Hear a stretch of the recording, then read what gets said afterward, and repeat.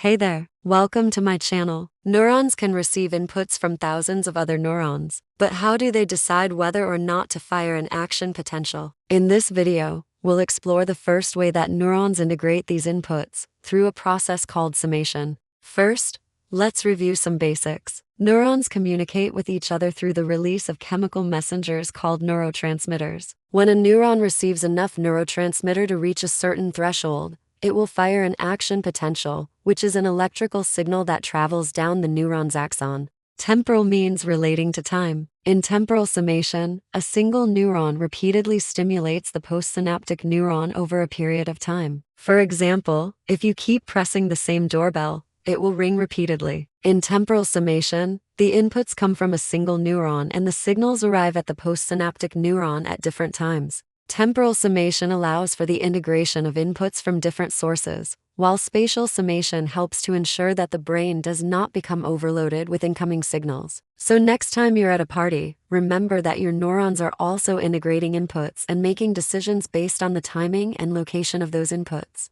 In spatial summation, the inputs come from multiple neurons and the signals arrive at the postsynaptic neuron at the same time. If the postsynaptic neuron receives a stimulus just before the refractory period ends, the neurotransmitter will accumulate in the synapse and the likelihood of firing an action potential increases. If the stimulus occurs again and again during the refractory period, the membrane potential will eventually reach the threshold and an action potential will be generated. So the key here is that the timing of the input is very important. Imagine you're at a party and someone asks you how you're doing. If you're having a great time, you might say, "I'm doing amazing." But if you're not having such a great time, you might just say, "I'm okay." In this scenario, your level of happiness is the input and your response is the output. The same is true for neurons. The strength of the input signals determines the strength of the output signal. The receiving neuron then picks up this signal and passes it on to the next neuron in the chain. But what determines how strong a signal is when it reaches the receiving neuron? This is where summation comes in. For example, imagine you touch a hot stove, and the receptors in your finger send signals to multiple neurons in your spinal cord. These neurons then send their signals to the brain, which interprets the sensation as pain.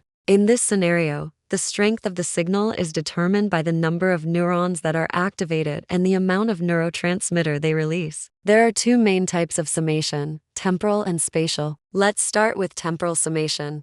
Now let's look at spatial summation. Unlike temporal summation, spatial summation involves multiple neurons that are sending input signals to a single postsynaptic neuron. So what's the difference between temporal and spatial summation? Both temporal and spatial summation are important for normal brain function,